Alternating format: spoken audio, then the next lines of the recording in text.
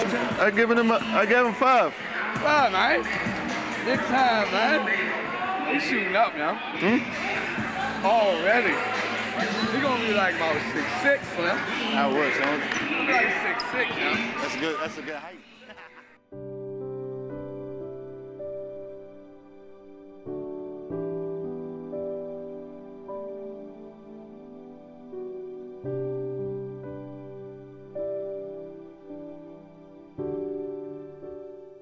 Coach Williams, Andre Williams, I mean, we go back. It's bigger than basketball. It's not just basketball. That's one of my best friends. He brought me into coaching. That's got to make sense to you guys. And a lot of times it's that back guy. Year 1, Angelo wasn't with me. Came along year 2 as a guy just hanging out in the building. He was actually a administrator aide. And I walked up to him and I said, hey man, you know anything about basketball? He said, I know a lot about it. I came out of college, I ain't want to do no coaching. I didn't want to coach no kids. I just got coached and I'm like, I don't think I can do this. I said, you want to help me coach? He said, sure. I was still playing semi-professionally and, you know, just kind of find myself, like, do I want to go overseas or what do I want to do? He gave me the opportunity to just work with the kids and I saw that they were taken to what I was teaching them. I put my assistants, I let them coach A, and then B, I put them in positions to understand what it means to be a head coach. We had some great years of basketball where we had to really think and try to win, and we just couldn't get over the hump. Angelo and I remember when we struggled to get 10 wins. During those years, we had good teams. We had good players. We were competing. We just couldn't get over the hump. We would always finish 4th or 5th in the league, and we couldn't get out the first round. Shortly thereafter, we went from 14 to 21 season every year. And again, just to see where it is now, just to see how enthusiastic the Tinleytown, this surrounding area is around this buzz of what's going on, is just phenomenal. When Dre decided to take another position, Coach Williams, your first year in the program, what you have in mind to bring the Knights back to great heights? We want to change it from a team concept to a program. And one of the things is a couple ingredients that you have to have. And one of the things is strong people surrounding you to help you to inspire kids to want to do better.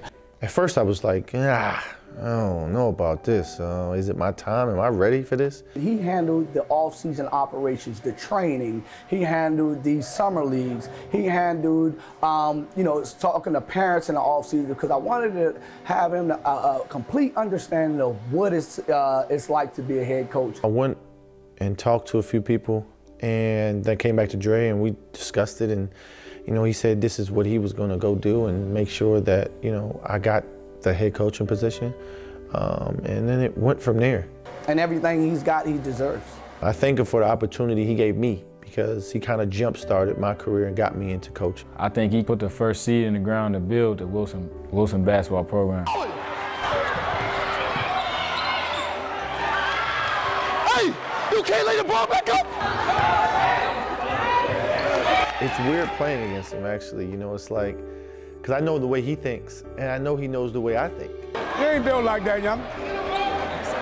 I don't care. I'm from Southeast. You from the Wilk Southeast. Ref, come on, ref. The ref, just clean it up. It's no technical foul. Just have on the rim. Are you serious? Are we serious? My guy just went to the lane. With the same foul. He lost the ball. My guy lost the ball with them too. We got to go at it. That's the matchup you want. That's the matchup you want. Go ahead, him. Move. Attack now. Hey, come on, Twan. You know, we talk almost every day still about basketball, just about, you know, schemes and, you know, what we think, and we go, you know, sit down and have a meal, and you know, our families meet together and we talk, and it's just a big, it's a well-rounded friendship. So, you know, I wouldn't trade it for the world, and you know, I wish him the best the rest of the season as well. Ricky Lindo, my guy, Ricky Lindo Jr.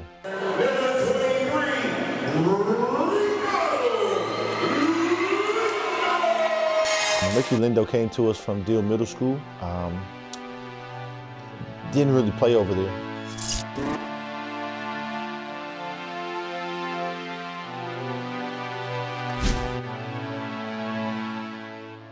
I played against Ricky like when he was trash, like at Deal in 8th grade. He was just soft. I said, okay, he needs a lot of development, but he's long, his arms are long, and he needs to develop. He was trash, but like over the years, I saw he got bigger. He started dribbling the ball. He got more confident. I remember sitting down with Ricky's dad, kind of after I met him, and saying, hey, your son might have a chance. Let's put a plan together and see if it works. So I remember he played freshman basketball that year, and he did okay. His 10th grade year, I moved him up to varsity. I seen him transform into something that I didn't really think he was going to be. Well, Ricky was always one. He was kind of the guy that was there, and he wasn't tall. He was 6 feet at best by 10th grade year, 6'1". He could shoot the ball really well. He was a really good shooter going into 10th grade, but it wasn't enough for varsity. You know, I still had some guys, Isaiah Jennings and Freddie Harris, and those guys were juniors. So Ricky really didn't play that much his 10th grade year. He was on the bench. Watching him, you know, just trying to get in the rotation, trying to, you know, help the team as much as he can. Wasn't really given the opportunity early off, but by the end of the season, he stepped up and played well. You know, we kept taking our hits, and we got to the end of the season, and I remember we were in our last league game at Roosevelt, and you know, it was like it's time to make the change. You know, last couple games, I don't think it was the last game. And so I inserted him in, and he played. He had like 28 points, and he was just playing. Like, we lost by 20, but he still had 28 points. At that point, he had grew to be about 6'4". Going into junior year, he just kept growing. We sit down again, and Ricky's 6'7" now. And I'm like, wow, okay, we're growing. I mean, that year, that was his year. That was gonna be, the 11th grade year was gonna be the year, which was the year for him. Fast forward, senior year, it was a big year for us, big year for him. By the time we got to the season, he was 6'8", about 199 pounds. The fact that he was staying with his diet was great. You work hard, and he showed that it was possible. You know, I allow my guys to do certain things. Just because he was the tallest guy don't mean he had to play center. A lot of coaches do that to those type of guys, but the year before he played on the wing at 6'7", and we had 6'1" and 6'1" at forward and center because that's where they needed to be at the time. So he was able to play. He played the 4 that year for us because we were smaller, and it was a 4-guard rotation with Allende at the point, Jay, Dominguez, and then Ricky. Turned out to be a great year for Ricky. You know, going into, you know, we won a DCIAA championship for the second time. We won it 2 in a row, and then we won the state championship. So I remember that last game and sitting down with Ricky's parents and saying, hey, what are we gonna do? You know, and made the decision to go to prep school. It was the best thing for him at the time. He was able to play AAU again. He ended up getting with DC Premier. When he got on the circuit, he was just dunking on people. He had a really high-level guys. I think the Twins allowed him to do much more than he was able to show on other teams because he didn't have to rebound as much, but he was a hell of a rebounder, and he was a defender. He was guarding the other team's best guys, and he was long enough to do it. And so he impressed a lot of people. Maryland was around a lot because of the Twins. I was telling Ricky, I was asking him, like, what schools do you really like? And he said Maryland. I seen him transform into a Maryland player. I felt like he fit the system. I remember it being the end of the summer and they won that first championship, the UAA championship. You know, we were just talking like, hey, you know, Maryland's interested. And then they came in and offered. Man, we came back home, took a visit, and loved it, and signed, and the next day, and now the rest is history. Now he at Maryland doing his thing. He's doing a great job. He's in the rotation. Helping Maryland beat some big schools, Ohio State, Wisconsin. Just watching him just do what he can do. See with the ball. Lindo. He's got some work to do, but it's exciting to see a freshman, you know, really play as much as he is. You know, he changes the game defensively with his length and his athleticism. I'm proud of him because he always pushed me no matter what. Anything I was going through, he was always there for me. So, you know, I'm glad to see what doing what he's doing. The last game against Nebraska. Good feed. Look at the reverse by Colin. Can't get it. Lindo. He's got a bright upside, and I'm excited to see, you know, that everything that we talked about in the beginning with his mom and dad and fighting through it, adversity, that he was able to come out on top, and he's still doing his thing. So now he's a 6'9.5" and about 235, and I mean, he's still growing. He's still going to get more, and that's exciting to see.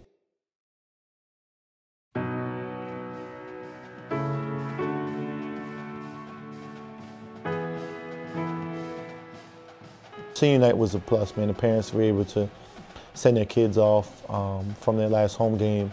It was just amazing to see, you know, the amount of support that the kids had.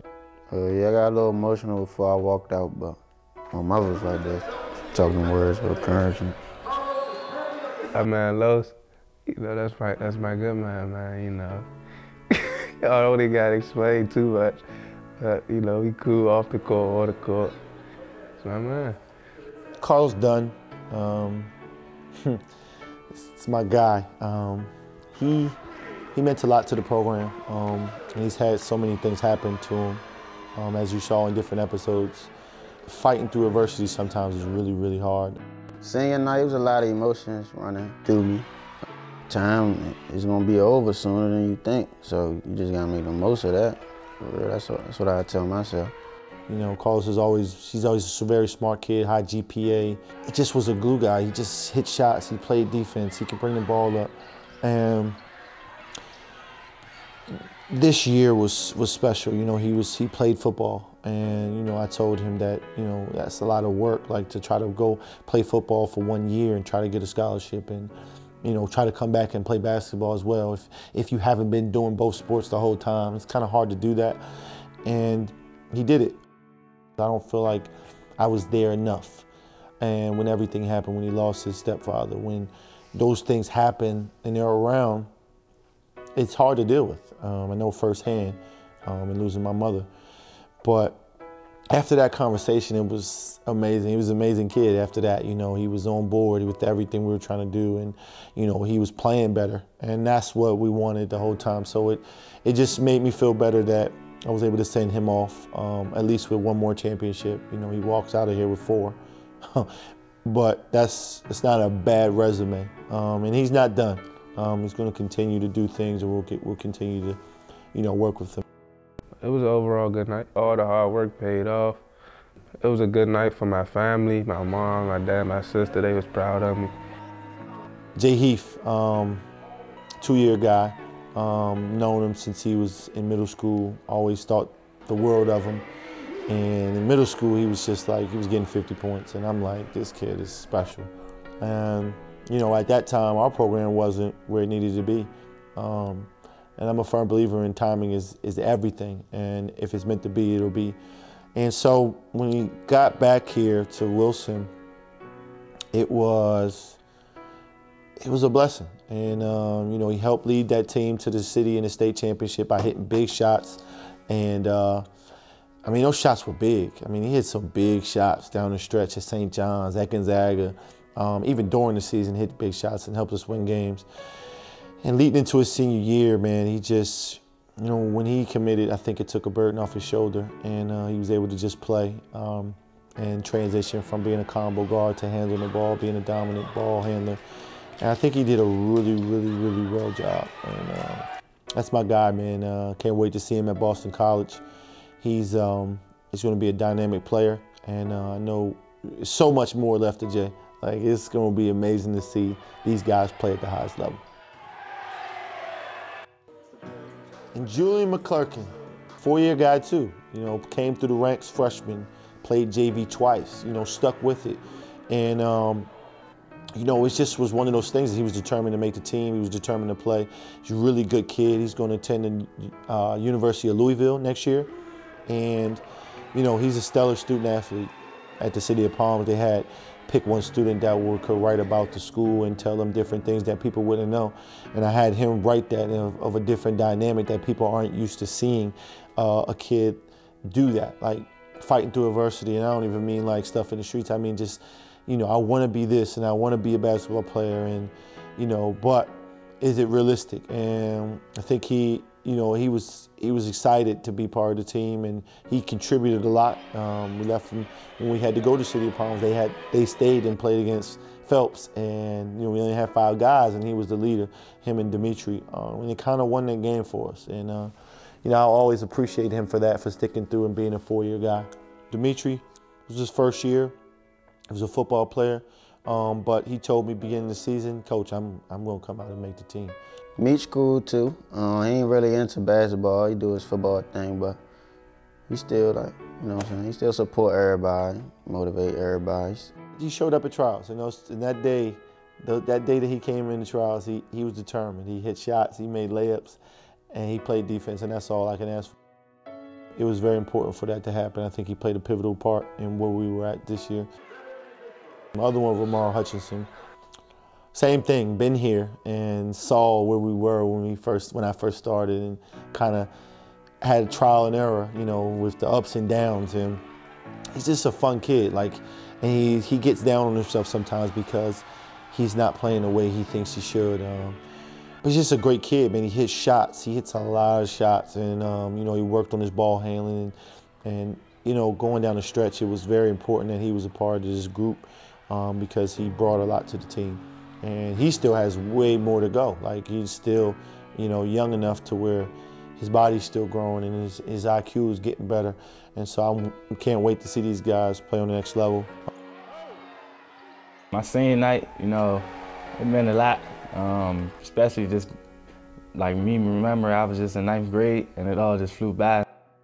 People was just in my ear. It was in my ear just saying time flying, like time gonna fly. So cherish it and all that. So I think I cherished every moment I've been. The twins, you know, first-year guys, but you could tell that going away, where they went to Montverde Academy, helped them grow a little bit, a lot. I would say a lot, and maturity-wise, and them becoming leaders. But those guys, I wouldn't trade them for the world, man. They have a bright future at Maryland. I think it's very important for them to be ready to play. I think they've slimmed down a lot. Their bodies are right. They were playing whole games except league games. I think that's what they needed, you know, for them to be allowed to do a little bit of what they haven't been used to. I appreciate those guys coming in and helping the program. Senior night is always special to me. You know, it's something that we'll continue to do. On the next episode of Run This Town.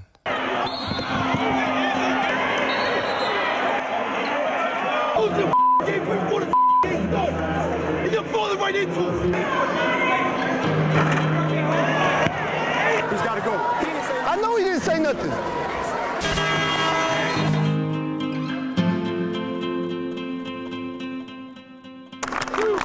It's not over. We still at the States, but we're excited for them to win 3 championships in a row. Attack.